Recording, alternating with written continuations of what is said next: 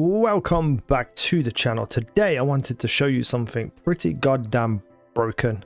I wasn't going to make any videos today because unfortunately I'm not very well. I had an epileptic seizure, but when I finally got myself out of bed and got onto my Xbox, I was like, oh, I'm going to play a warrior. I'm going to start a warrior instead of playing my monk just to chill and try something new. And I found something that I didn't think would work, but it makes sense that it does work, but I wanted to inform people about it. So I'm going to go find a vendor.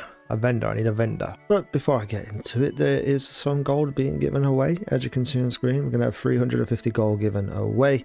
Let me know what your favorite class is down below in the comments section, and like and subscribe. So in vendors, you can see that there's a whole bunch of items and stuff for you to buy. If you look over there on the top left, it tells you what you require to equip it. So for instance, this shield requires you to be level 16, have 18 strength and 18 dexterity, and then you can equip it. Same with all of the armors and stuff, you know, varying different things. Same with the weapons, obviously there requires level 22, 52 dex, you know, all that kind of stuff. Even the ones that you drop require a certain amount of levels or stat requirements. However, and I didn't realize this, but I had something drop for me on this character, which was a really good one-handed mace. And for some reason, when I went over to my other character, I could equip it. Now, there are weapons at this vendor that don't have any requirements on it. It just says to buy it for gold. Now, I don't know whether these will create a level requirement, but that's what I want to find out. So, do they have shields here? They do. So, I am going to buy... what shield's going to be best? Probably this one, a bit of energy shield as well. If I buy that and then I go over to it, oh, it does require a level. So some weapons items that drop for you in the overworld will not require any kind of level, which means if you do that and it's not something that you use for your character, make sure you put it into your stash. This will also go for your uncut skill gems. So say you've got a load of level 1 uncut skill gems that you don't use anymore. You can put them in the stash and pick them up on another character and use them pretty much straight away. The higher level ones like Uncut Skill Gem 5, you have to be a certain level for them. So, you know, those ones you're not going to be able to use straight away on another character.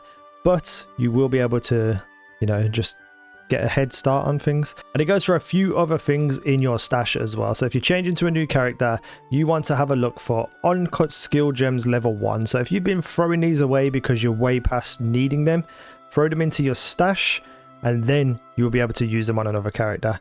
Let's go over here to the Orb of Transmutation. Upgrades a normal item to a magic item with 1 modifier. I have 11 of these, so all of the armor I'm going to be picking up that is just normal armor, I can immediately change to magic items with a modifier straight away off the bat on my warrior. So I'm going to get a big head start in terms of damage and defense and protection. So I could also throw something in like this, like a level 8 charm, which I'm not going to use on this character. I'm just going to sell it, and when I get to level 8, which won't take me too long, I can equip that on my warrior. So as you can see, I'm at Clearfell and I am level 2 now. If I go up here to my club, you can see that it has no requirement at all.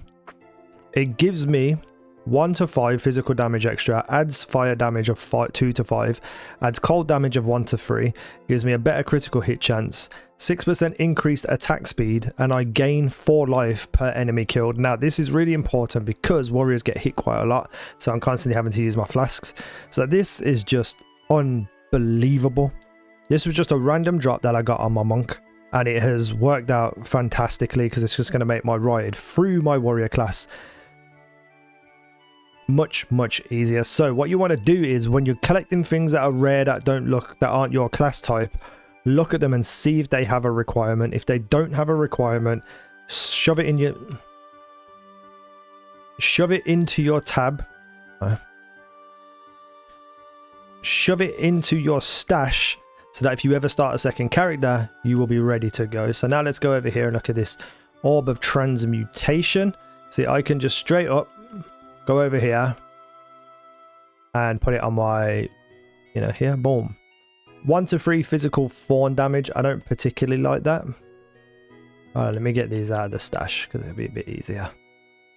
So that has granted me 1 to 3 physical thorns damage, which, you know, is fine. It's better than it was, so that's pretty cool. Then if we go over here to, why does it keep going over into my stash, man? Get off. Right, boom. Go up here, apply.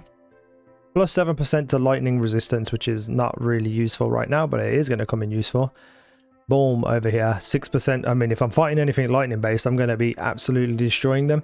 So I'm going to keep these on me for any other items that I get, or any other, you know,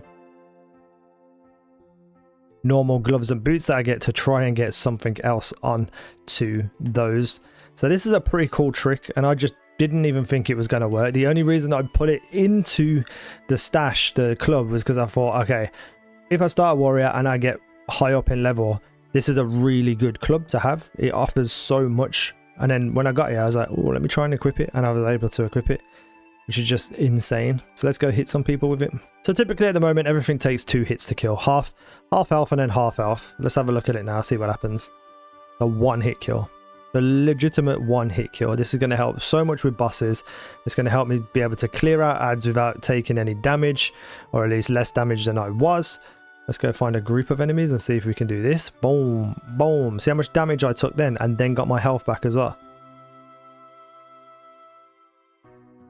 I'm basically invincible. I'm basically invincible and strong, so really cool tip. I hope this helped. If you did not know you could do this, make sure you're looking out for your weapons and see if they have level requirements. And that's it. That's the video. Thanks for watching. I've been easynow. You guys have been awesome.